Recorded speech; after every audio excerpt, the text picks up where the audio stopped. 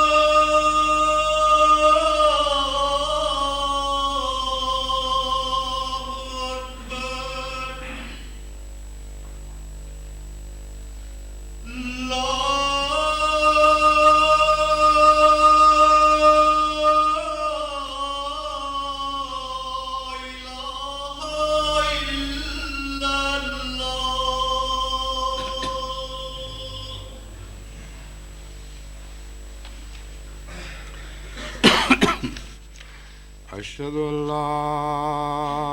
إله إلا الله وحده لا شريك له وأشهد أن محمدا عبده ورسوله أما بعد فأعوذ بالله من الشيطان الرجيم بسم الله الرحمن الرحيم الحمد لله رب العالمين الرحمن الرحيم مالك يوم الدين إياك نعبد وإياك نستعين اهدنا الصراط المستقيم صراط الذين أنعمت عليهم غير المغضوب عليهم ولا الضالين.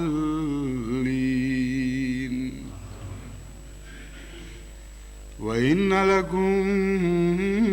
في الأنعام العبرة نسقيكم مما في بطونه من بين فرث ودم لبنا خالصا صائغا للشاربين. ومن ثمرات النخيل والعناب تتخذون منه سكرا ورزقا حسنا إن في ذلك لآية لقوم يعقلون. وأوحى ربك إلى النحل أن اتخذي من الجبال بيوتا ومن الشجر ومما يعرشون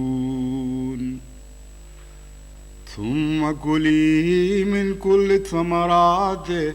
فاسلكي سبل ربك ذللا يخرج من بطونها شراب مختلف ألوانه فيه شفاء للناس إن في ذلك لآية لقوم يتفكرون. یہ آیات کریمہ جن کا میں نے آج کے خطبے کے لیے انتخاب کیا ہے، ان کو آج کے خطبے کا موضوع بنانے کی طرف ایک دوست کے خط نے توجہ دلائی ہے۔ کچھ عرصہ پہلے انہوں نے مجھے لکھا کہ اول تو ان آیات میں میرے لیے ایک اشکال پایا جاتا ہے اور اس کا حل چاہتا ہوں۔ دوسرے، ان کی ترتیب میں اور ان کے مضمون کے باہمی تعلق میں مجھے کوئی ایسی بات معلوم ہوتی ہے جو بہت گہری ہے اور جس کی طرف جماعت کو توجہ دلانی چاہیے، لیکن میں اس مضمون کو پا نہیں سکا۔ لیکن یہ احساس مجھے ضرور ہوتا ہے کہ اس میں کچھ ایسا اعلیٰ مضمون بیان ہوا ہے جو جماعت کے سامنے پیش ہونا چاہیے۔ اس لیے میں صرف خط کے ذریعے اس کا جواب نہیں چاہتا، بلکہ چاہتا ہوں کہ اگر موقع میسر آئے تو کسی خطبے میں ان آیات کو اپنے خطبے کا موضوع بنا لیں۔ جو اشکال ان کے ذہن میں تھا اس جب میں ترجمہ کر چکوں گا تو پھر میں اس کی طرف آپ کو متوجہ کروں گا۔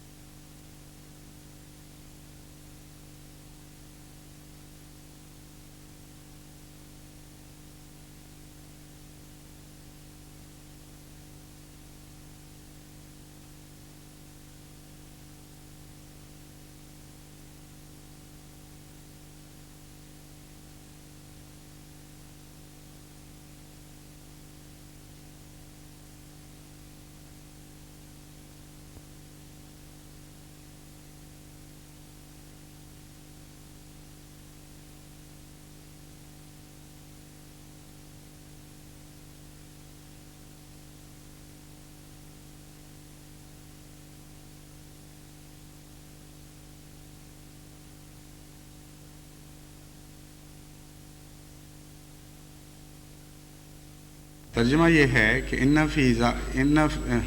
وَإِنَّ لَكُمْ فِي الْأَنْعَامِ لَعِبْرَةً، اے بنی نوع انسان، تمہارے لیے دودھ دینے والے جانوروں میں یا چوپایوں میں عبرت ہے، ایک ایسی بات ہے جس سے تمہیں سبق حاصل کرنا چاہیے۔ إِنَّ لَكُمْ فِي الْأَنْعَامِ لَعِبْرَةً،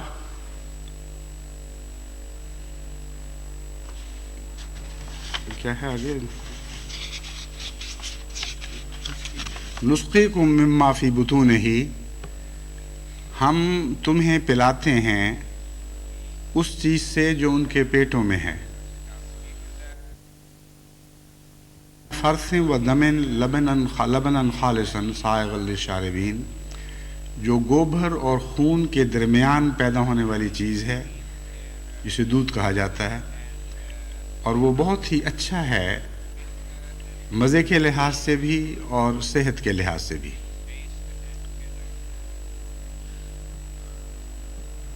پھر فرمایا وَمِن ثَمَرَاتِ النَّخِيلِ وَالْأَعْنَابِ تَتَّخِذُونَ مِنْهُ سَكَرًا وَرِزْقًا حَسَنًا، اور تمہارے لیے اس بات میں بھی ایک عبرت ہے کہ ہم نے جو پھل تمہارے لیے پیدا کیے ہیں، مثلا کھجور اور انگور، ان سے تم شراب بھی بناتے ہو جس سے نشہ پیدا کرتے ہو، اور رزق حسنہ بھی اسی سے حاصل کرتے ہو۔ ان فی ذلک لآیۃ لقوم یعقلون، اس بات میں صاحب عقل لوگوں کے لیے ایک بہت بڑا نشان ہے۔ وَأَوْحَىٰ رَبُّكَ إِلَى النَّحْلِ، اور تیرے رب نے شہد کی مکھی کی طرف وحی فرمائی، ان اتخذی من الجبال بیوتاً، کہ تو اپنا مکان پہاڑوں پر بنا، یا اپنے مکان تم پہاڑوں پر بناؤ اور درختوں پر اور ان بیلوں پر جن کو اونچی جگہ پہ چڑھایا جاتا ہے، پھر ہر قسم کے پھلوں سے تم رزق حاصل کرو، کچھ کھاؤ۔ فصلوں کی سبل رب کے ذلولا، اور خدا کی مقرر کردہ راہوں پر عاجزانہ حرکت کرو، اطاعت کے ساتھ ان راہوں پر چلو جو خدا تعالیٰ نے تمہارے لیے مقرر فرمائی ہیں۔ یخرج من بطونہا شراب، ایسی صورت میں فرمایا کہ ان کے یعنی ان شہد کی مکھیوں کے پیٹ سے ایک ایسی شراب نکلتی ہے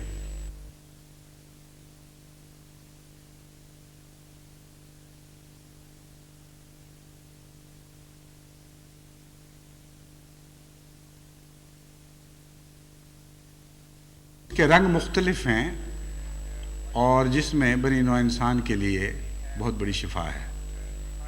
ان فی ذالک لآیۃ لقوم یتفکرون، اس بات میں ایک بہت بڑا نشان ان لوگوں کے لیے ہے جو فکر کرتے ہیں۔ جو اشکال انہوں نے اٹھایا وہ یہ تھا کہ قرآن کریم تو شراب کو حرام قرار دیتا ہے، اور یہاں پہلی آیت میں نعمت کے طور پر شراب کا ذکر فرمایا ہے۔ گویا خدا تعالیٰ اپنی نعمتیں جتا رہا ہے اور فرمایا کہ دیکھو کھجور سے اور انگوروں سے تم شراب بھی بناتے ہو، تو ایک حرام چیز کا نعمتوں میں کیسا ذکر آ گیا؟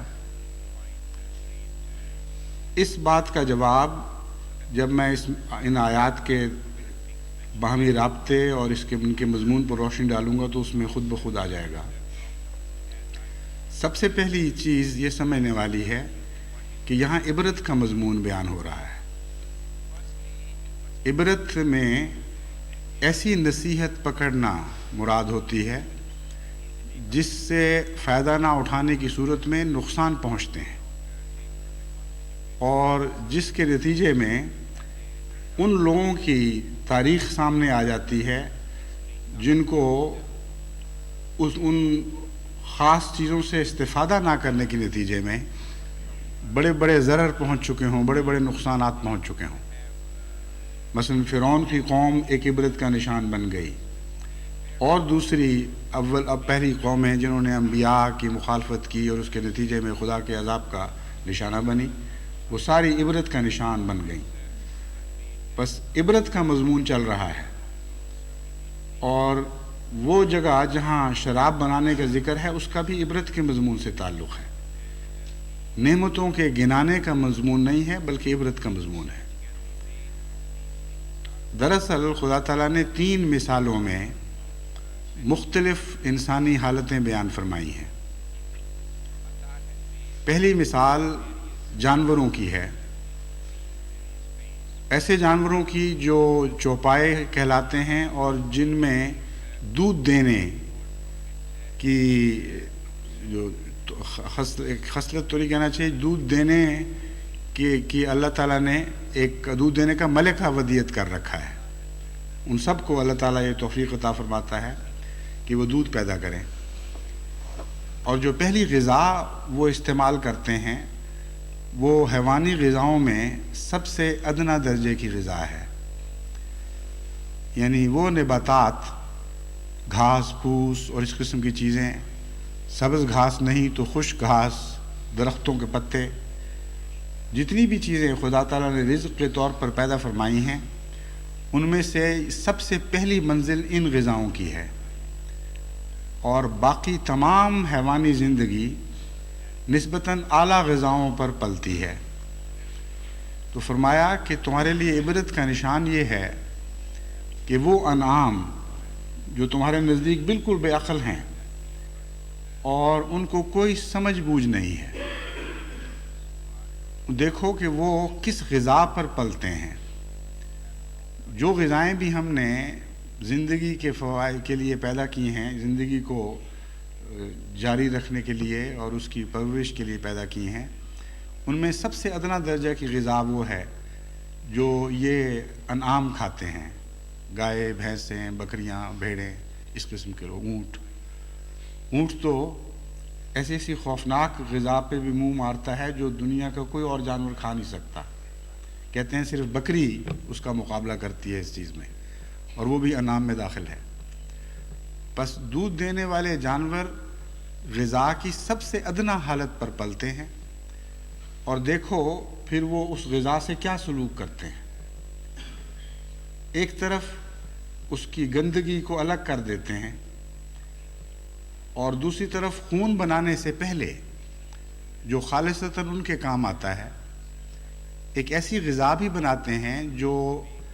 پہلی حالت اور آخری حالت کے درمیان ہے۔ بعض مفسرین ان بحثوں میں الجھ گئے کہ یہ جو فرمایا کہ خون اور فضلہ کے درمیان، تو غالباً اس سے مراد یہ ہے کہ دودھ ان کی جو جسم میں دودھ پیدا کرنے والی جگہ ہے وہ ان دونوں کے درمیان ہے، اور کئی طریقوں سے اس کو ثابت کرنے کی کوشش کی، حالانکہ ہرگز یہ بات نہیں۔ ظاہری مقام کے لحاظ سے فضلہ اور خون جہاں جہاں بنتے ہیں ان کے درمیان دودھ پیدا کرنے والے اعضاء نہیں ہیں، بلکہ ان کا الگ مقام ہے۔ تو یہ معنوی ذکر ہو رہا ہے، یہ فرمایا جا رہا ہے کہ غذا کی ادنا حالت اور اعلیٰ حالت یعنی خون بننے تک درمیان میں دودھ بنتا ہے، اور دودھ میں یہ خصوصیت پائی جاتی ہے کہ وہ صرف ان جانوروں کے اپنے کام ہی نہیں آتا، وہ دوسروں کے بھی کام آتا ہے اور تمہارے بھی کام آتا ہے۔ چنانچہ وہ غذا کی ادنا حالت جو تمہارے براہ راست کسی کام نہیں آ سکتی، یعنی گھاس پھوس، پتے اور تن کے خس و خاک، جن کے اندر انسان کے لیے براہ راست کوئی بھی غذا موجود نہیں، ان چیزوں پر یہ جانور منہ مارتے ہیں، کانٹے دار جھاڑیوں پہ منہ مارتے ہیں، بدمزہ کسیلے پتے کھاتے ہیں، اور ان میں سے ایسی شیریں چیز یعنی دودھ پیدا کر دیتے ہیں جو صرف اپنے لیے نہیں پیدا کرتے بلکہ دوسروں کے فائدے کے لیے بھی پیدا کرتے ہیں۔ تو کتنی عظیم الشان خدمت ہے بنی نوع انسان کی جو یہ جانور کر رہے ہیں۔ اس کے مقابل پر عام انسانوں کی مثال دی گئی۔ فرمایا عام انسانوں کا یہ حال ہے کہ ہم ان کے لیے اعلیٰ غذا پیدا کرتے ہیں، پھل، اور پھلوں میں سے بھی کھجور اور انگور جیسے اعلیٰ درجے کے پھل، ان سے بعض انسان صحیح استفادہ بھی کرتے ہیں اور رزق حسنہ کے طور پہ بھی ان کو استعمال کرتے ہیں، لیکن بہت سے انسان ایسے ہیں جو ان کے غلط استعمال کرتے ہیں اور اعلیٰ اور پاکیزہ چیز کو ایک خبیث اور گندی چیز میں تبدیل کر دیتے ہیں، جو بنی نوع انسان کو فائدہ پہنچانے کے لیے ان کے لیے شدید نقصانات کا موجب بنتی۔ بس دیکھو ان جانوروں کے مقابل پر ان انسانوں کی کیا حالت ہے۔ وہ ارذل المخلوقات میں شمار ہوتے ہیں، اسفل المخلوقات میں شمار ہوتے ہیں، اور انسان اشرف المخلوقات میں شمار ہوتا ہے۔ وہ نہایت رذیل اور گندی اور ایسی غذا استعمال کرتے ہیں جس سے نیچے درجے کی اور کوئی غذا نہیں، اور اس سے نہایت پاکیزہ خوراک پیدا کرتے ہیں اپنے لیے بھی اور اشرف المخلوقات کے لیے بھی، اور نہایت ہی اعلیٰ درجے کا دودھ جس کو کھا پی کے تم لذت حاصل کرتے ہو اور بہت سے اس سے فائدے اٹھاتے ہو، وہ یہ جانور گھاس پھوس سے پیدا کر رہے ہیں۔ اور تمہارا یہ حال ہے کہ تمہارے لیے ہم نے پھل پیدا کیے ہیں جو سب غذاؤں میں سب سے اعلیٰ درجے کی غذا ہے، اور اس کو تم نہایت رذیل قسم کی غذاؤں میں بھی تبدیل کر دیتے ہو، اور جانور تو تمہارے فائدے کے لیے کام کرتے ہیں، تم اب دوسرے انسانوں کے فائدے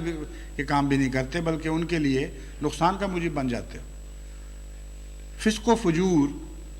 کا گہرا تعلق شراب سے ہے، اور شراب پینے والی قوموں میں لازماً فسق و فجور پایا جاتا ہے۔ یہ دو ایسی چیزیں ہیں جن کو آپ کبھی الگ نہیں کر سکتے۔ شراب پینے والی پاک باز قومیں آپ کو کہیں نہیں ملیں گی۔ اگر شراب کے نشے سے ہٹ کر پاک بازی اختیار بھی کر لیں اور تہذیب کے نمونے بھی دکھائیں، تب بھی شراب کی حالت میں وہ اپنی اعلیٰ خصلتوں سے محروم رہ جاتے ہیں، اعلیٰ عادات سے محروم رہ جاتے ہیں، اور ان کے اندر جو سب سے ارذل ہے اور اسفل ہے وہ باہر نکلتا ہے، اور اس کے نتیجے میں بعض ایسے واقعات ہمارے سامنے آتے ہیں کہ خاوند اپنی بیویوں کے سر دیواروں سے ٹکرا کر پھوڑ دیتے ہیں، مائیں اپنے بچوں کو دیواروں سے ساتھ پٹکتی ہیں اور جان سے مار دیتی ہیں۔ یہ عام روزمرہ کے واقعات ہیں۔ یورپ میں خصوصیت کے ساتھ اور امریکہ میں بھی جو ظلم اور سفاکی کے واقعات ملتے ہیں ان میں سے بیشتر کا تعلق شراب سے ہے۔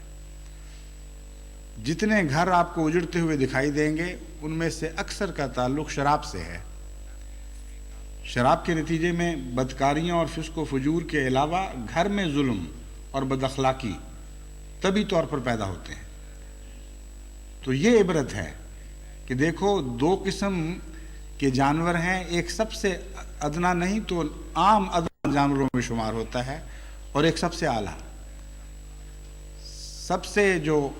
نچلے درجے کے جانوروں میں شمار ہوتا ہے، اس کو ادنا غذا ملتی ہے اور اس سے وہ کیسی پاکیزہ چیزیں بنا کے تمہارے فائدے کے لیے پیش کرتا ہے، اور تم جو اعلیٰ درجے کے شمار ہوتے ہو سب سے اعلیٰ غذائیں کھا کر پھر ان کو ادنا حالتوں میں تبدیل کر دیتے ہو۔ اس کے بعد شہد کی مکھی کی جو مثال دی ہے وہ دراصل ایک مثال ہے جو اعلیٰ درجے کے انسانوں پر صادق آتی ہے۔ شہد کی مکھی کا ذکر انسانوں کے بعد رکھنا انسانوں میں سے اعلیٰ درجے کے انسانوں کی مثال کے طور پر ہے۔ چنانچہ اس مضمون کو واضح کرتے ہوئے فرمایا وَأَوْحَىٰ رَبُّكَ إِلَى النَّحْلِ أَنِ اتَّخِذِي مِنَ الْجِبَالِ بُيُوتًا وَمِنَ الشَّجَرِ وَمِمَّا يَعْرِشُونَ، کہ شہد کی مکھی پر خدا نے وحی نازل فرمائی، اور وحی کے نتیجے میں اس میں عظیم الشان تبدیلیاں پیدا ہوئیں۔ اس مکھی کے مقابل پر ایک عام مکھی بھی ہے جو وحی سے محروم ہے، ان کی ظاہری شکلیں ایک دوسرے سے ملتی ہیں، ایک ہی طرح اڑتی ہیں، دیکھنے میں ایک دوسرے سے کافی مشابہ ہیں، مگر ایک وہ ہے جو گندگی پر منہ مارتی ہے، اور ایک وہ ہے جو پھولوں کے رس چوستی ہے۔ اور پھولوں میں ایک ایسی بات ہے جو پھلوں سے بھی اعلیٰ درجہ کی ہے۔ پھول پھلوں کے ماں ہوتے ہیں، اور پھولوں میں پھلوں کی روح موجود ہوتی ہے۔ نہایت ہی اعلیٰ درجے کی روحانی لطیف غذا ہے، جس سے اوپر غذا کا کوئی تصور ممکن نہیں۔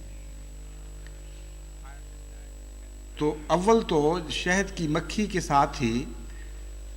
دوسری مکھی کا تصور ذہن میں ابھرتا ہے، اور فرق ظاہر ہو جاتا ہے کہ ان دونوں چیزوں میں فرق کیوں پڑا۔ فرمایا فرق صرف وہی کا ہے، تعلق باللہ کا ہے۔ اس لیے عام انسانوں کی مثال تو یہ ہے کہ ان کو اچھا رزق ملے تو اس کو گندگی میں بھی تبدیل کر دیتے ہیں، اور اتفاقاً بعض مواقع پر یا بعض صورتوں میں اچھے رزق کے طور پہ بھی استعمال کرتے ہیں، لیکن یہ اتفاقی باتیں ہیں۔ بامقصد طور پر ایک رزق کو اعلیٰ حالت میں تبدیل کر کے بنی نوع انسان کے فائدے کے لیے اس کو نکالنا، یہ عام انسانوں کا کام نہیں ہے۔ لیکن وہ لوگ جو صاحب وحی ہوتے ہیں، وہ جو خدا سے تعلق پیدا کر لیتے ہیں، وہ بنی نوع انسان جو وحی کے تعلق سے ایک اعلیٰ درجے کا مقام حاصل کر لیتے ہیں، ان کی کیفیت بدل جاتی ہے۔ پس اگر ایک مکھی کو بھی، یوں کہیں گے آپ کہ اگر ایک مکھی کو بھی وہی کیا سے کیا بنا دیتی ہے اور کیسا عظیم الشان روحانی انقلاب اس میں برپا کر دیتی ہے، تو سوچو کہ ایک بشر کے اوپر جب وحی نازل ہوگی تو اس کی کیا حالت کر دے گی۔ تو شہد کی مکھی کی مثال دراصل صاحب وحی انسانوں کی مثال ہے، اور ان کا نقشہ شہد کی مکھی کی شکل میں کھینچا گیا ہے، اور مومنوں کی جماعت کا بھی پورا نقشہ اس مثال میں آ جاتا ہے۔ فرمایا اس کو ہم نے وحی کی، اور وحی یہ کی سب سے پہلے کہ تمہیں جو ہم رزق عطا کرنے والے ہیں، اور رزق کو اعلیٰ درجے کے رزق، مزید اعلیٰ درجے کے رزق میں تبدیل کرنے کا سلیقہ سکھانے والے ہیں، وہ ایسا رزق ہے جو گندی جگہ پر نہیں رکھنا چاہیے۔ اچھی چیز کی حفاظت کی جاتی ہے، اچھی چیز کا خیال رکھا جاتا ہے کہ ہر قسم کے گندے اثرات سے اس کو پاک رکھا جائے۔ تو فرمایا ہم نے اس سے کہا کہ یا پہاڑوں پر چلو جہاں فضا پاک ہوتی ہے، جہاں مٹی اور گند کم ہوتا ہے، اور عموماً پہاڑوں کی فضا سب سے اچھی ہوتی ہے، اور زمین کی سطح پر اس کے بعد پھر درختوں کی باری آتی ہے۔ بڑے بڑے بلند درخت، ان کے اوپر اگر کبھی آپ نے چڑھ کر دیکھا ہو تو آپ کو معلوم ہوگا کہ نیچے زمین کی طرف دیکھیں تو درختوں پہ چڑھ کر ایک نمایاں لطافت کا احساس پیدا ہوتا ہے، وہ ایک انسان اونچی پاکیزہ فضا میں داخل ہو گیا ہے۔ اور تیسرے درجے پر وہ بیلیں ہیں جو اگر اونچی جگہ چڑھانے کے لیے میسر نہ آئے تو زمین پر پھیلیں گی، مگر مما یارشون میں یہ نقشہ کھینچا کہ ان بیلوں میں گھر بناؤ جن کو وہ اونچی عمارتوں پر چڑھاتے ہیں۔ تو تینوں جگہ رفت کا مضمون شامل ہے، اور تینوں جگہ حفاظت کا مضمون شامل ہے کہ ایسی اعلیٰ غذا تمہیں عطا ہونے والی ہے جو نہایت لطیف، نہایت اعلیٰ درجے کی ہے، اس کی حفاظت کا پورا احترام کرو، پورا انتظام کرو، اور اونچی جگہوں پر اس کو بناؤ، کیونکہ وہ اونچی جگہوں پہ رکھنے کے لائق ہے۔ چنانچہ قرآن کریم کے مضمون کے ساتھ بھی یہی مضمون باندھا گیا ہے، رفت کا مضمون، کہ اونچی جگہوں پر پڑھا جانے والا کلام اور مرفوع کلام ہے یہ۔ بس شہد کی مکھی کا ذکر میں دراصل الہام اور وحی کی روشنی میں پرورش پانے والی قومیں اور ترقی کرنے والی قومیں مراد ہیں۔ بس فرمایا کہ پہلے تو ہم نے اس کو گھر کے متعلق نصیحت کی کہ یہ بہت ہی مقدس کلام، بہت ہی مقدس غذا تمہیں عطا ہونے والی ہے، اس لیے اس کے لیے ہر قسم کے لوازمات کا اہتمام کرو۔ اس کی حفاظت کا انتظام کرو۔ پھر فرمایا، پھر ہم نے اس سے کہا کلی من کل الثمرات، جب حفاظت کا انتظام کر لو پھر غذا کھانی شروع کرو۔ اس میں بڑا گہرا معرفت کا نقطہ ہے۔ وہ لوگ جو اچھی چیزیں اکٹھی کرتے ہیں اور ان کی حفاظت کا انتظام نہیں کرتے، وہ ان کو ضائع کر دیا کرتے ہیں، اور جب تک پہلے حفاظت کا انتظام نہ ہو اس وقت تک انسان کا حق نہیں ہے کہ ہر اچھی چیز کو اکٹھا کرنا شروع کر دے۔ ایک طرف سے اکٹھا کر رہا ہو، دوسری طرف سے ضائع کر رہا ہو، یہ بے احترامی ہے رزق کی۔ تو فرمایا ہم نے اس کو پہلے حفاظت کا سلیقہ سکھایا، پھر کہا ہاں اب جاؤ اور اچھے اچھے پھلوں پر منہ مارو، اور بینی یہی چیز ہے جو شہد کی مکھی کرتی ہے۔ دنیا میں جس طرف آپ نظر دوڑائیں، پہاڑوں کی مکھیوں کو دیکھیں، درختوں پر چھتے بنانے والیوں کو دیکھیں، بیلوں میں چھتے بنانے والیوں کو دیکھیں، سب کا یہی طریق ہے، اور اسی سنت پر وہ عمل پیرا ہیں کہ پہلے شہد کی حفاظت کا انتظام کرتی ہیں، پھر وہ پھلوں کی طرف اور پھولوں کی طرف مائل ہوتی ہیں۔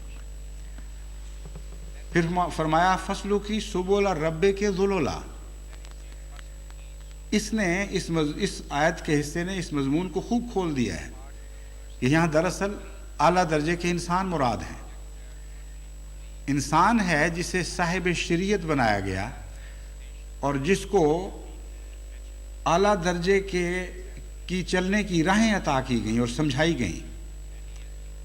مذہب کا مطلب ہی راہ ہے، راستہ ہے۔ صراط مستقیم آپ قرآن کی سورہ فاتحہ میں روزانہ پڑھتے ہیں کئی مرتبہ۔ تو سبل رب کی ذلولا سے مراد یہ ہے کہ خدا تعالیٰ نے جو تعلیم دی ہے اس تعلیم پر عمل کرنا۔ اگر اس تعلیم پر عمل نہیں کرو گی تو پھر یہ جو فائدہ اٹھانے لگی ہو تم اپنے لیے اور غیروں کے لیے فائدے کا موجب بننے والی ہو، اس سے محروم رہ جاؤ گی۔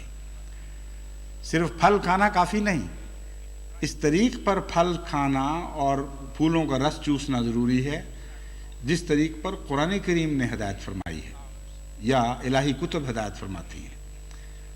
تو یہ مثال بیک وقت شہد کی مکھی پر بھی اطلاق پاتی چلی جاتی ہے اور مومنوں کی جماعت پر بھی اطلاق پاتی چلی جاتی ہے۔ یخرج من بطونها شراب مختلف الوانہ، ان کے پیٹوں سے پھر ایسی غذا نکلے گی جس کے رنگ مختلف ہوں گے۔ یعنی بظاہر وہ ایک ہی جیسے پھول ہوں گے جن کی روح چوس رہی ہوں گی، جن کا رس چوس رہی ہوں گی، اور ایک جیسے ہی پھل ہوں گے، لیکن ان کے پیٹوں سے انہضام کے بعد جو چیز نکلے گی وہ مختلف رنگوں کی ہوگی۔ فیہ شفاء للناس، اس میں بہت ہی عظیم الشان شفا بنی نوع انسان کے لیے رکھ دی گئی ہے۔ کلام الہی کو بھی شفا کہا گیا ہے۔ کلام الہی کا جو خلاصہ ہے یعنی سورہ فاتحہ، اس کا ایک نام بھی شفا ہے۔ تو در حقیقت یہ مثال شہد کی مکھی کے نام پر دی گئی، لیکن اس کا اعلیٰ اطلاق ان قوموں پر ہوتا ہے جو وحی کی روشنی میں تعمیر کی جاتی ہیں، جن کی پرورش اللہ تعالیٰ کے کلام کی روشنی میں کی جاتی ہے۔ پس حضرت اقدس محمد مصطفیٰ صلی اللہ علیہ وآلہ وسلم نے مسلمانوں کی جو جماعت پیدا کی، ان پر شہد کی یہ مکھی کی یہ مثال پوری طرح صادق آتی ہے۔ پھر فرمایا ان فی ذالک لآیۃ لقوم یتفکرون، اس چیز میں ایک بہت بڑا نشان ہے ان لوگوں کے لیے جو فکر کرنے والے ہیں۔ پہلی مثال بیان کرتے وقت عقل کا ذکر کیا اور دوسری مثال بیان کرتے وقت فکر کا ذکر کیا۔ اس میں کیا فرق ہے، یہ فرق بھی میں آپ کے سامنے کھولنا چاہتا ہوں۔ حضرت صلی اللہ علیہ وآلہ وسلم نے عقل کی تعریف فرمائی اور دو جہتوں سے عقل کی تعریف فرمائی۔ فرمایا ما خلق اللہ خلقن اکرمہ علیہ من العقل، کہ خدا تعالیٰ نے کوئی مخلوق ایسی پیدا نہیں کی جس کو اس کی عقل کی نسبت سے زیادہ عزت دی ہو. یعنی ہر مخلوق کی عزت کا مقام اس کی عقل سے طے ہوگا. درجہ بدرجہ ہر مخلوق کو خدا تعالیٰ نے عقل کے مختلف مراحل پر قائم فرمایا ہے، یا مختلف حیثیتوں کی عقلیں عطا کی ہیں. بس آن حضرت صلی اللہ علیہ وآلہ وسلم یہاں اس عقل کا ذکر فرما رہے ہیں جو فطرت میں ودیت کی جاتی ہے، جس میں انسان کی اپنی کوشش کو کوئی دخل نہیں، اور ہر ذی روح کے لیے عقل کا ایک مقام مقرر ہے جس سے وہ آگے نہیں بڑھ سکتا، اور تمام حیوانات میں اس کی عزت کا مقام بھی وہ عقل کا مقام طے کرتا ہے. بہت ہی گہری حکمت ہے اس حدیث میں. آپ تمام بنی نوع انسان پر نظر ڈال کر دیکھیں اور پھر نیچے اترنا شروع کریں، درجہ بدرجہ حیوانات پر نظر ڈال کر دیکھیں، تو آپ یہ دیکھ کر حیران ہوں گے کہ ان میں سے حقیقت میں اکرام کا مقام اس کو منسیب ہے نسبتاً اور تناسب کے لحاظ سے، جو زیادہ صاحب عقل ہے. بس اس پہلو سے جب میں نے ایک دفعہ موریشس کی یونیورسٹی میں ایوولوشن پر تقریر کی تو میں نے یہ نقطہ نگاہ پیش کیا کہ سائنسدان تو حیوانات کو اور طرح سے درجہ بدرجہ ان کے حیوانات کے درجے اور طرح سے مقرر کرتے ہیں، اور درجہ بدرجہ ان کو اس طرح تقسیم کرتے ہیں کہ ان کے جسموں کی حالت اور ان کے ماحول میں جو ان کو ایک خاص مقام حاصل ہے، ان کی ظاہری شکل میں ان کو جو ایک خاص مقام حاصل ہے، کسی کی ریڑھ کی ہڈی ہے، کسی کی نہیں ہے، کسی کے اندر وہ سیکشنز بنے ہوئے ہیں جیسے کہ کیڑوں مکوڑوں میں پائے جاتے ہیں، کسی میں نہیں بنے ہوئے. اس طرح مختلف طریق پر انہوں نے جسمانی لحاظ سے حیوانات کو درجوں میں تقسیم کیا ہے. لیکن قرآن کریم سے پتہ چلتا ہے کہ دراصل ارتقاء عقل کا ارتقاء ہے، اور ہوش کا ارتقاء ہے، شعور کا ارتقاء ہے، اور اول سے آخر تک جو چیز ترقی کر رہی ہے وہ شعور ترقی کر رہا ہے. اس لیے حیوانات کی تقسیم ان کے شعور کے لحاظ سے ہونی چاہیے، کیونکہ ارتقاء نام ہی شعور کا ارتقاء ہے. جسم کا ارتقاء نہ کبھی مقصود تھا، نہ حیوانات کی تاریخ پر نظر ڈالنے سے یہ ثابت ہوتا ہے کہ جسم کا ارتقاء قانون قدرت کے نزدیک کوئی معنی رکھتا تھا.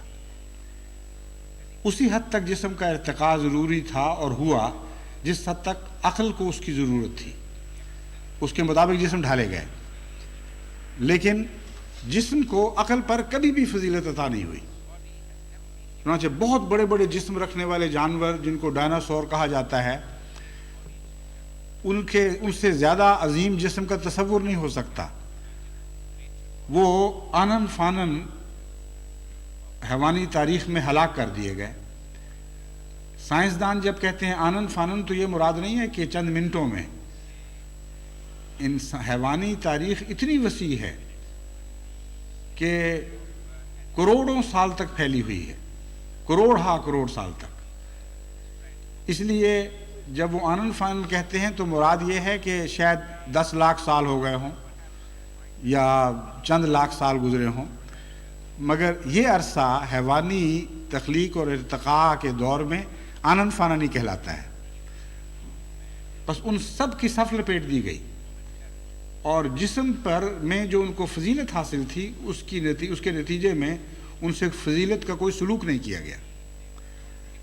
بس قرآن کریم اسی مضمون کو یہاں بیان فرماتا ہے کہ یہ عقل کا معاملہ ہے. عقل کے ذریعے تمہیں اس پر غور کرنا ہوگا. اور عقل کی تعریف کیا ہے؟ حضرت اقدس محمد مصطفیٰ صلی اللہ علیہ وآلہ وسلم نے ایک انتہائی گہری تعریف فرمائی، فرمایا ما خلق اللہ خلقا اکرمہ علیہ من العقل، کہ خدا تعالیٰ نے کوئی بھی مخلوق ایسی پیدا نہیں کی جس کو اس کے عقل کی نسبت سے زیادہ عزت بخشی ہو۔ اور یہاں عقل سے مراد کمائی ہوئی عقل نہیں ہے جو علم کے ساتھ مل کر پھر اور ترقی پاتی ہے، بلکہ ودیت شدہ عقل ہے جو فطرت میں ودیت کی جاتی ہے اور اس پر جانور کا اپنا کوئی اختیار نہیں ہے۔ دوسری حدیث میں حضرت اقدس محمد مصطفیٰ صلی اللہ علیہ وآلہ وسلم اس کمائی ہوئی عقل کا ذکر بھی فرماتے ہیں اور لفظ کمانے کا استعمال فرماتے ہیں اس پر۔ فرمایا ما کسب احد شیئا افضل من عقل یہدیہ الی ہدی او یرد عن ردی، کہ کبھی کسی شخص نے، کسی چیز نے اس سے بہتر کمائی نہیں کی کہ اس نے وہ عقل کما لی ہو۔ یعنی پھر سنیں غور سے کہ کبھی کسی چیز نے اس سے بہتر کمائی نہیں کی کہ اس نے وہ عقل حاصل کی ہو یا وہ عقل کمائی ہو جس سے وہ ہدایت کی طرف رہنمائی حاصل کر سکے اور بری چیزوں سے بچ سکے اور بری چیزوں سے پیچھے ہٹ سکے۔ یہ جو عقل کی تعریف ہے یہ تقویٰ کی ایک تعریف سے اطباق پر اس کا اطباق ہوتا ہے تقویٰ کی ایک تعریف پر، اور یوں معلوم ہوتا ہے جیسے ایک ہی چیز کے دو نام ہیں۔ چنانچہ دو پہلو اس میں حضرت صلی اللہ علیہ وآلہ وسلم نے خصوصیت سے بیان فرمائے۔ اول یہ کہ ایک عقل ہے جو کمائی جاتی ہے، محنت سے علم کے ذریعے اس کو حاصل کیا جاتا ہے، اور اس عقل کی پہچان یہ ہے کہ ہدایت کی چیز نظر آنی شروع ہو جائے، اور صرف نظر نہ آئے بلکہ انسان اس کو حاصل کرے۔ اگر ہدایت کی چیز کو دیکھ لے، پہچانے اور حاصل نہ کرے، اس کا نام عقل نہیں ہے۔ بری چیز میں تمیز کر سکے اور پھر اس سے بچ سکے، اس کا نام عقل ہے، اور یہی مضمون تقویٰ کا ہے۔ قرآن کریم نے فرمایا ذالک الکتاب لا ریب فیہ ھدی للمتقین، کہ یہ وہ کتاب ہے جس میں کوئی شک نہیں ہے، ہر قسم کے شکوک سے بالا ہے۔ لیکن یہ علم کافی نہیں، محض اس بات کا علم ہو جانا کہ کوئی چیز ہدایت ہے یہ کافی نہیں۔ تقویٰ وہ چیز ہے جس سے اس علم سے استفادہ ہوگا، جس کے ذریعے سے۔ پس ھدی للمتقین یہ کتاب ہدایت ہے متقیوں کے لیے۔ اور دیکھیے حضرت صلی اللہ علیہ وآلہ وسلم عقل کی یہی تعریف فرما رہے ہیں کہ عقل اس چیز کو کہتے ہیں جس کے ذریعے ہدایت نظر بھی آئے اور انسان اختیار بھی کر لے۔ دوسری جگہ قرآن کریم میں جو تقویٰ کی تعریف ہے وہ ایک یہ بھی بیان ہوئی ہے کہ غلط چیزوں سے پرہیز اور بچنا، گناہوں کے مقامات سے ہٹنا، اور یہی مضمون حدیث میں بیان ہوا ہے کہ دوسری تعریف عقل کی یہ ہے کہ انسان مضرات سے پرہیز کرے اور نقصان دہ چیزوں سے بچ جائے۔ پس یہاں جو پہلے خدا تعالیٰ نے فرمایا ان فی ذالک لآیۃ لقوم یعقلون، تو اس سے مراد یہ ہے کہ اس مثال میں جو سادہ سی ہے، صاف نظر آ رہی ہے، اس مثال میں ان لوگوں کے لیے نشان ہیں، ان لوگوں کے لیے فائدے کی چیزیں ہیں جو یہ صلاحیت رکھتے ہیں کہ جب اچھی چیز کو دیکھیں تو اس کو اختیار کر لیں، اور بری چیز کو دیکھیں تو اس سے بچ جائیں۔ پس عقل اس انسانی تمیز کی طاقت کو کہتے ہیں جو ابتدائی حالت میں ذی شعور انسان میں پائی جاتی ہے، اور اس پہلو سے ایک حصہ جانوروں میں بھی عقل کا ملتا ہے۔ لیکن جہاں فکر کا ذکر فرمایا وہ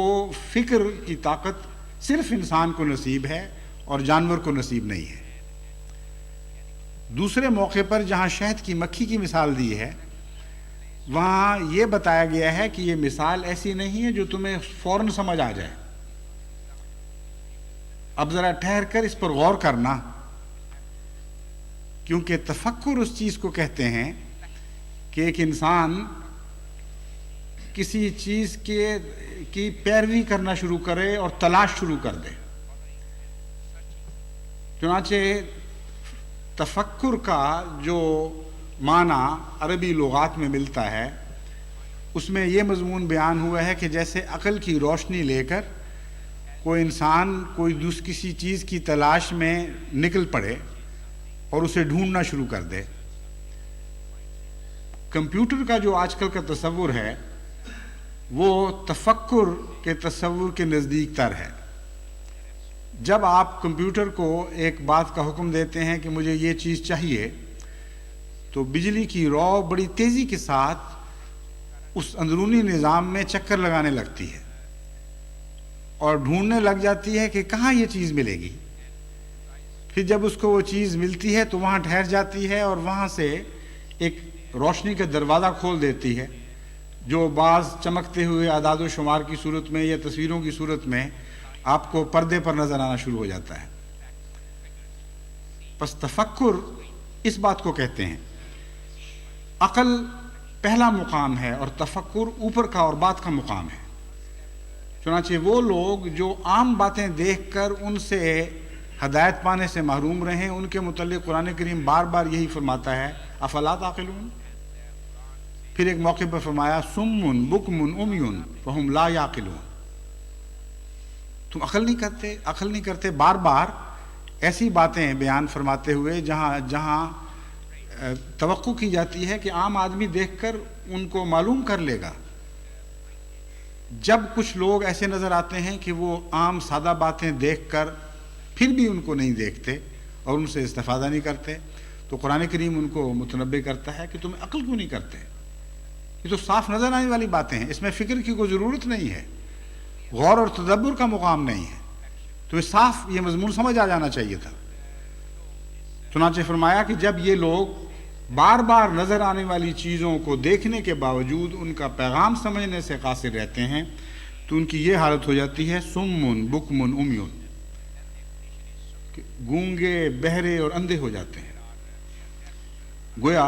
حواس خمسہ ہیں تو صحیح لیکن کوئی پیغام نہیں پہنچاتے، اندر مختل ہو چکے ہوتے ہیں. یہ وہ لوگ ہیں لا یعقلون، عقل نہیں کرتے. تو عقل سے مراد یہ ہے کہ حواس خمسہ سے جو ظاہری چیزیں دکھائی دینے والی ہیں وہ بظاہر نظر آتے ہوئے بھی پھر ان سے آدمی استفادہ نہ کرے. فکر کا مضمون جیسا کہ میں نے بیان کیا ہے قرآن کریم نے زیادہ گہرے مضامین کے لیے استعمال فرمایا ہے. اولم یتفکروا ما بصاحبہم من جنہ،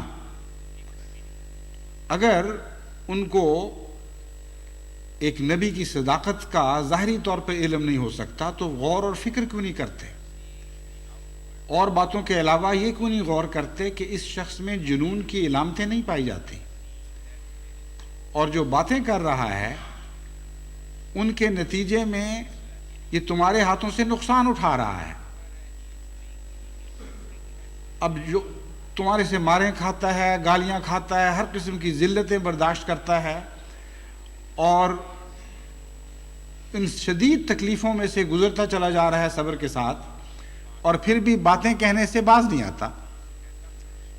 یہ علامت تو جنون کی ہوا کرتی ہے. یا پھر بہت ہی صاحب فہم اور صاحب عقل انسان ہوگا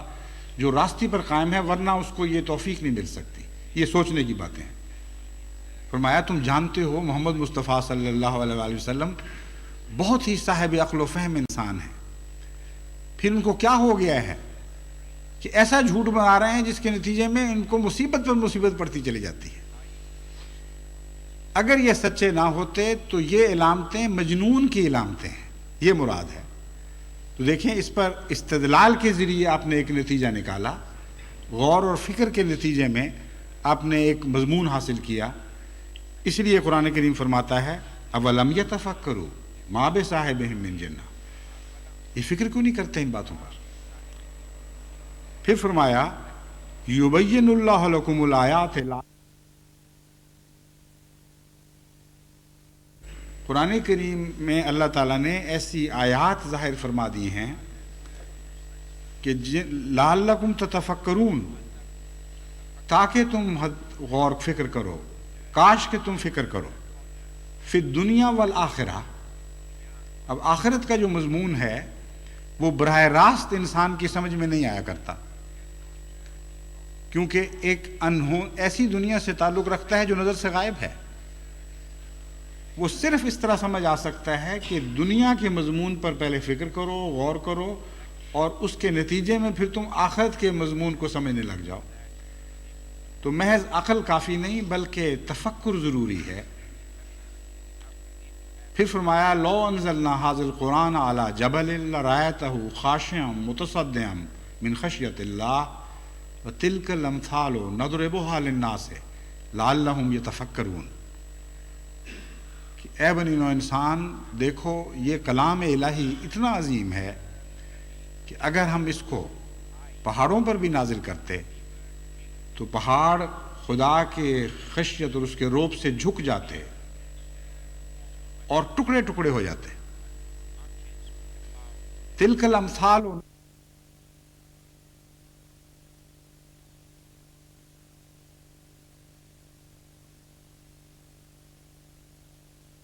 नदरिबुहा लिन्नास से, ये मिसालें हैं जो लोगों के लिए हम बयान कर रहे हैं ताकि वो फिक्र करें। अब ये मजमून ऐसा है जो बराह रास्त नहीं समझ आता कि कुरान करीम पहाड़ों पर नाजिल हो, पहाड़ों पर कैसे नाजिल हो और वो टुकड़े टुकड़े कैसे हों। ये मजमून ऐसा नहीं है जो बिलबदाहत साफ दिखाई देने वाला मजमून हो, इसलिए यहाँ फ़िक्र का लफ्ज़ इस्तेमाल फरमाया। तो फरमाया कि जो दूसरी मिसाल है, जो शहद की मक्खी की मिसाल है, इसके मजमून को समझने के लिए तुम्हें साहिब फ़िक्र होना पड़ेगा। अगर तुम तफक्कुर करोगे और अक़ल का चिराग लेकर निकलोगे मज़ामीन की तलाश में, तो इस आयत में तुम्हें अज़ीमुश्शान मज़ामीन मिलेंगे। और ये हम तुम्हें तंबीह कर रहे हैं कि सरसरी तौर पर इस आयत से ना गुजर जाना,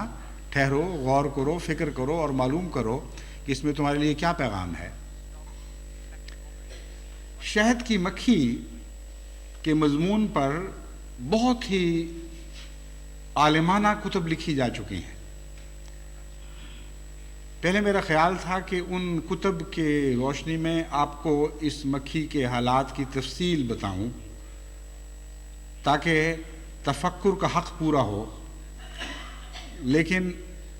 चूँकि जुमे का वक्त थोड़ा होता है और तफसील से इस मजमून का हक़ अदा करना मुमकिन नहीं था, इसलिए सरे दस्त मैंने इस हिस्से को नज़रअंदाज कर दिया है। फिर अगर तौफीक मिली तो किसी वक्त तफसील से इस मजमून पर रोशनी डालूँगा। यहाँ सरे दस्त इतना बताना काफ़ी है कि मोमिनों की जमात जो कि आप हैं, वो इलाही जमात जो इल्हाम की रोशनी में परवरिश पाती है और इल्हाम की तालीम से उसको तालीम दी जाती है, और वो तालीम हासिल करने के बाद फिर उसको अपने अमल में ढाल देती है और तालीम का ततब्बो करती है,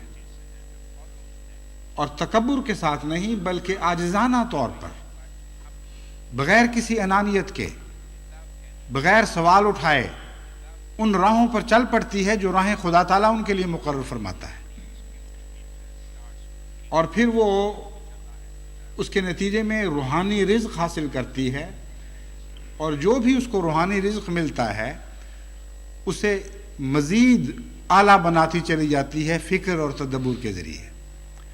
तो ततफ़क्करून का मज़मून इस अंदरूनी तौर पर भी इस आयत पर इतलाक़ पा रहा है, यानी जब मोमिन को रूहानी ग़िज़ा मिलती है तो वैसी नहीं रहती। जब वो तफक्कुर करता है तो उसके नतीजे में उस ग़िज़ा में एक जिला पैदा हो जाती है और एक नई चीज़ उससे पैदा होती है, और फिर जो कुछ उसको खुदा ताला अता करता है वो अपने तक नहीं रखता बल्कि गैरों के फ़ायदे के लिए निकालता है, और उसमें बनी नौ इंसान की रूहानी बीमारियों के लिए अजीमुशान शफा पैदा हो जाती है। بس اگر جماعت احمدیہ وہی جماعت ہے جس کا اس آیت میں ذکر ہے، اور ہمیں یقین ہے اور کامل یقین ہے کہ یہ وہی جماعت ہے، یہ وہی جماعت ہے جو حضرت اقدس محمد مصطفیٰ صلی اللہ علیہ وآلہ وسلم نے قرآنی تعلیم کی روشنی میں پیدا کی، اور جس کا آخرین میں دوبارہ پیدا ہونا مقدر تھا، تو پھر آپ کے لیے ضروری ہے کہ روحانی امور میں تفکر کی عادت ڈالیں، اور جو کچھ سوچا کریں اس کو الہام کی روشنی میں سوچا کریں، انانیت کے ساتھ نہیں، کیونکہ انانیت کے ساتھ اگر قرآن کریم کی کسی آیت پر آپ غور کریں گے تو آپ کا نفس آپ کو دھوکہ دے دے گا، اور اس کے نتیجے میں شیطانی خیالات تو پیدا ہو سکتے ہیں، حقیقی معنوں میں قرآن کا عرفان نصیب نہیں ہو سکتا۔ پس فصلوں کی سبل رب کے ذللا میں بہت ہی گہرا پیغام ہے کہ اپنے نفس پر بلا وجہ اعتماد کرتے ہوئے اور تکبر کا رنگ اختیار کرتے ہوئے روحانی مضمونوں کو تم نہیں پا سکتے۔ تمہارے لیے ضروری ہے کہ انکسار اختیار کرو، عاجزی اختیار کرو، اپنے آپ کو لا شے محض سمجھتے ہوئے قرآن اور حضرت محمد مصطفیٰ صلی اللہ علیہ وآلہ وسلم کی تعلیم کی پیروی کرو، اور پھر اس کی جگالی کیا کرو، کیونکہ فکر میں مضمون کی جگالی کا مضمون داخل ہو جاتا ہے۔ پھر عقل کی روشنی پکڑو، یعنی تقوی کے ساتھ، جیسا کہ میں نے بیان کیا ہے یہاں عقل سے مراد تقوی ہے، اور آن حضرت صلی اللہ علیہ وآلہ وسلم کی تعریف سے یہ بات ثابت ہے۔ پھر جیسا کہ فکر کا معنی ہے کہ عقل کا چراغ لے کر انسان مضامین کا تتبع شروع کر دے، تو اس مضمون میں یہاں یہ مطلب بنے گا کہ تقوی کی روشنی لے کر نکلو اور نئے مضامین حاصل کرنے کی کوشش کرو۔ پھر ان مضامین سے جو کچھ تم حاصل کرو اس کو بنی نوع انسان کے فائدے کے لیے رائج کر دو، اور یقین رکھو کہ اس میں بنی نوع انسان کے لیے عظیم الشان شفا ہوگی۔ تم میں سے ہر ایک کے رنگ الگ الگ ہیں، ہر ایک کی عقلیں الگ الگ ہیں، ہر ایک کی فکریں الگ الگ ہیں، اس لیے بظاہر ایک ہی چیز کا رس چوس رہے ہوگے، یعنی الہی تعلیمات کا، لیکن تمہارے اندر سے نئے نئے رنگ کے مضامین نکلیں گے، اور ہر رنگ کے مضمون میں ایک شفا ہوگی۔ بس جماعت کی مجموعی طاقت کا راز اس بات میں ہے کہ وہ قرآن کریم کے پھولوں کا رس چوسے، اور آن حضرت صلی اللہ علیہ وآلہ وسلم کے پاکیزہ کلمات کا رس چوسے، اور پھر تفکر اختیار کرے، اور عاجزی کے ساتھ ایسا کام کرے، تکبر کے ساتھ نہیں، اپنے نفس پر بنا کرتے ہوئے نہیں بلکہ خدا تعالیٰ کے ذات پر بنا کرتے ہوئے اور وحی کی روشنی میں۔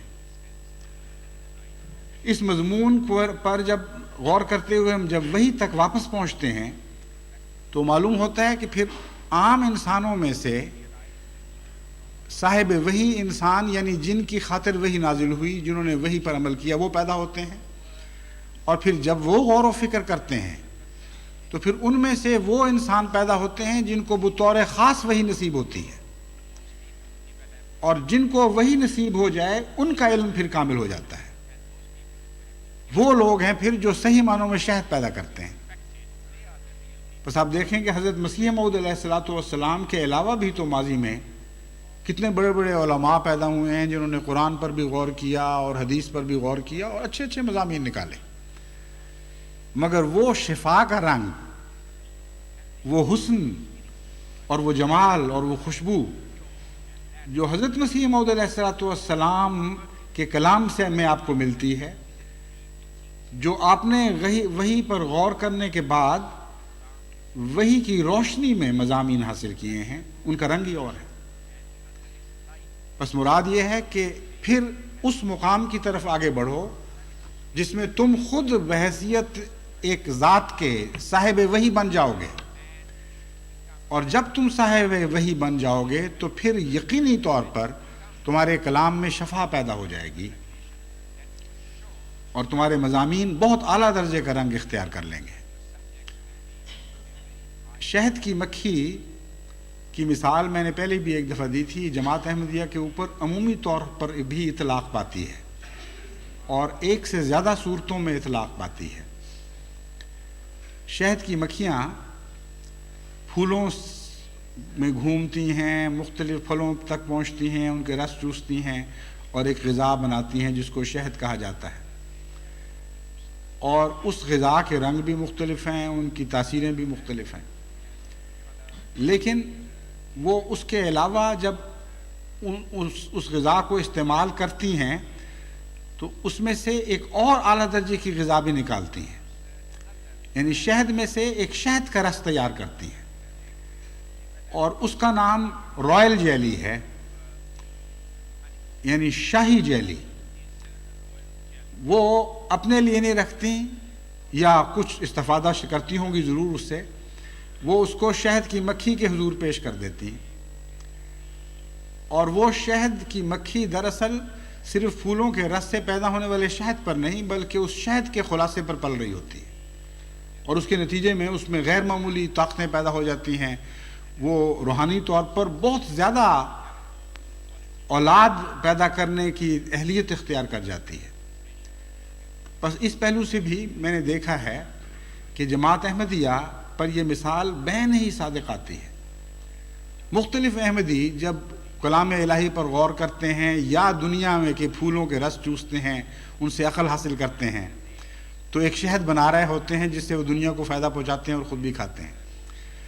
اور پھر اس شہد میں سے جو نہایت اعلیٰ درجے کا نقطہ ان کو سمجھ آتا ہے وہ مجھے لکھ دیتے ہیں یا ملاقات کے وقت پیش کرتے ہیں۔ تو جو باتیں میں آپ کے سامنے پیش کرتا ہوں دراصل یہ آپ سب کا بھیجے ہوئے تحفے ہیں جن کا خلاصہ مجھ تک پہنچتا ہے اور پھر میں آپ میں دوبارہ تقسیم کر رہا ہوتا ہوں، اور یہی مثال ہر خلافت احمدیہ کے ہر خلیفہ پر صادق آتی ہے۔ خلفاء کا جو مقام ہے وہ محض عطا کرنے والا مقام نہیں ہے بلکہ وہ حاصل بھی کر رہے ہوتے ہیں، اور اس پہلو سے ان کو وہ مضامین مسلسل مل رہے ہوتے ہیں جو براہ راست آپ تک نہیں پہنچ رہے، ساری دنیا کی جماعت کی عقلوں کا خلاصہ اس تک پہنچ رہا ہوتا ہے۔ اس لیے جب کوئی دوست مجھے لکھتے ہیں کوئی بات تو میں کبھی یہ نہیں سوچتا، اور اس بات کو میں تکبر اور فسق سمجھتا ہوں کہ یہ کہہ کر اس کو رد کر دوں کہ کسی عام آدمی کا کیا کام ہے مجھے سمجھائے۔ بعض دیہاتی آدمی، بعض قریباً ان پڑھ لوگ، بعض ایسے احمدی جو خود لکھنا پڑھنا نہیں جانتے، اس حد تک کہ خط بھی نہیں لکھ سکتے، وہ کسی سے لکھواتے ہیں، اور بعض دفعہ معرفت کا ایسا نقطہ لکھ کے بھیجتے ہیں کہ روح اشش کر اٹھتی ہے، اور اس کو میں پکڑتا ہوں اور اس سے میں استفادہ کرتا ہوں۔ تو ہمیشہ یاد رکھیں کہ وہ رائل جیلی جو آپ تیار کریں گے اس سے خلیفہ وقت طاقت پائے گا، اور اس سے اس کے اندر روحانی قوتیں پیدا ہوں گی۔ اس لیے ہمیشہ اپنی سوچوں کا نچوڑ خلیفہ کے سامنے پیش کرتے رہیں۔ اس سے ایک ضمنی فائدہ یہ بھی ہوگا کہ جہاں آپ ایسی غلطی کر رہے ہوں کہ اس سے خطرہ ہو کہ آپ کی یہ سوچ نقصان کا موجب ہو اور خلیفہ وقت محسوس کرے کہ یہ وحی کے تابع ان رستوں کی سوچ نہیں ہے جن کو سبل رب کا قرار دیا گیا ہے بلکہ ان سے ہٹ کر ہے، تو وہ آپ کو متنبع کر دے گا کہ اس پھول پر منہ نہ مارنا، یہ زہریلا پھول ہے، نہ اس سے خود اپنے لیے کچھ بناؤ نہ کسی اور کے لیے بناؤ۔ اور ضمناً میں آپ کو یہ بھی بتا دوں کہ بعض دفعہ شہد کی مکھیاں زہریلے پھول پر بھی منہ مارتی ہیں، یہ نہ سمجھیں کہ وہ صرف اچھے پھول پر ہی منہ مارتی ہیں، اور اگرچہ بہت کم ایسا ہوا ہے مگر دنیا کے لیے چونکہ عبرت کا مضمون بیان ہو رہا ہے اس لیے خدا تعالیٰ نے شہد کی مکھیوں میں یہ تجربہ بھی ہمیں دکھا دیا کہ بعض شہد کی مکھیاں بعض دفعہ زہریلا شہد بنا لیتی ہیں، اور وہ شہد بڑا سخت نقصان دہ ہو سکتا ہے، یہاں تک کہ بعض صورتوں میں مہلک بن جاتا ہے۔ چنانچہ محققین نے غور کر کے تحقیق کر کے پتہ کیا ہے کہ کہاں کہاں کن علاقوں میں ایسے خطرات موجود ہیں، مگر بالعموم شہد اللہ تعالیٰ کے فضل کے ساتھ جیسا کہ آپ جانتے ہیں شفا ہی کا موجب ہے۔ تو یہ بتانا مقصود ہے اس تجربے میں کہ بعض دفعہ تم شہد کی تلاش کرتے کرتے زہر بھی اکٹھا کر سکتے ہو، تو وہی کے تابع رہنے کا مطلب یہ ہے کہ وہ خلیفہ وقت جس کو خدا تعالیٰ نے تم پر نگران مقرر کیا ہے، تم اس کے سامنے رائل جیلی کے طور پر اپنی عقلوں کا نچوڑ پیش کیا کرو، اور ہر بات نہیں پیش کرنی، یہ بھی اس میں حکمت ہے، ورنہ تو وقت ہی نہ ملے خلیفہ وقت کو کسی بات کو سوچنے کا۔ اگر کروڑ احمدی اور آگے سے پتہ نہیں کتنے ارب بننے والے ہیں اللہ کے فضل کے ساتھ، وہ ہر بات لکھیں اور ہر بات کو وہ اپنی عقل کا خلاصہ قرار دیں، تو اس سے یہ تو ناممکن ہے کہ وہ ان خطوں کو سرسری طور پر بھی کوئی خلیفہ پڑھ سکے۔ اس لیے رائل جیلی کے مضمون آپ کو یہ ہدایت کر رہا ہے کہ پہلے ان ساری باتوں پر غور کر کے اس کا خلاصہ بنایا کریں، اور جب آپ سمجھیں کہ ایک نہایت ہی اعلیٰ اور لطیف معرفت کا نقطہ ہاتھ آ گیا ہے جو اس لائق ہے کہ اس کو خلیفہ وقت کے سامنے پیش کیا جائے، پھر آپ پیش کیا کریں، اور پھر وہ آپ کی حفاظت کرے گا۔ اگر وہ سمجھے گا کہ اس میں غلطی سے عمدن نہیں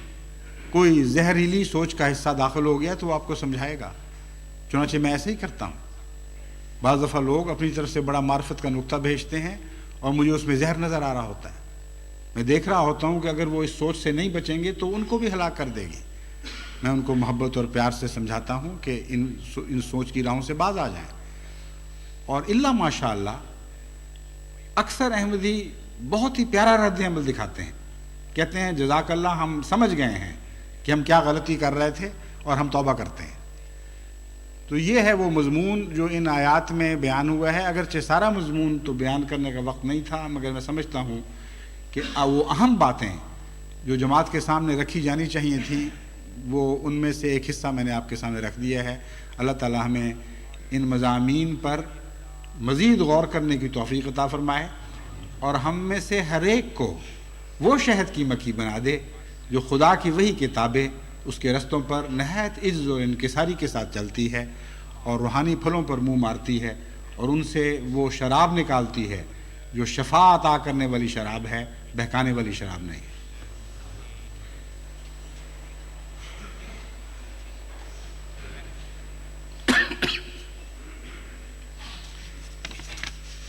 الحمد للہ نحمده ونستعینه ونستغفره ونؤمن به